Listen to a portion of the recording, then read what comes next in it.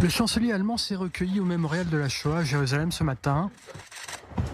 À Yad Vashem, pour sa première visite en Israël, Friedrich Merz a rappelé la responsabilité historique durable pour les crimes de la Shoah de l'Allemagne.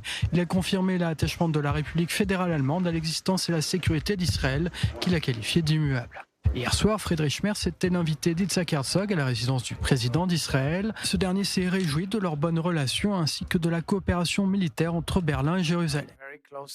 Nous sommes devenus des amis très proches et pour moi, voir les missiles Arrow 3 être installés en Allemagne pour défendre l'Allemagne et l'Europe, un produit fabriqué en Israël, revêt une signification unique, émouvante et importante. Le chancelier a rappelé l'importance de la relation entre les deux pays. C'est pour moi un grand honneur et une véritable distinction d'être ici et de réaffirmer que soutenir ce pays est et restera le principe fondamental immuable de la politique de la République fédérale d'Allemagne. Nous espérons maintenant que ce processus de paix pourra entrer dans une nouvelle phase et en particulier que le Hamas pourra être désarmé, car cette guerre est menée exclusivement par le Hamas et si le Hamas dépose les armes, cette guerre prendra fin. Il y aura alors un avenir pour la région et il y aura aussi un avenir pour Gaza.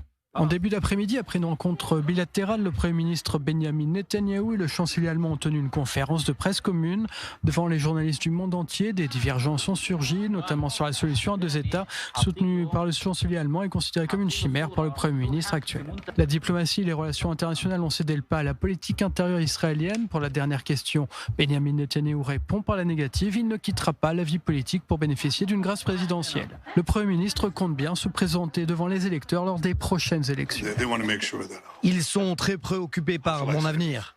Eh bien, les électeurs aussi. Et ce sont eux qui décideront, évidemment. Le chancelier allemand a ensuite rencontré le chef de l'opposition, Yair Lapid, et l'a invité à se rendre à Berlin.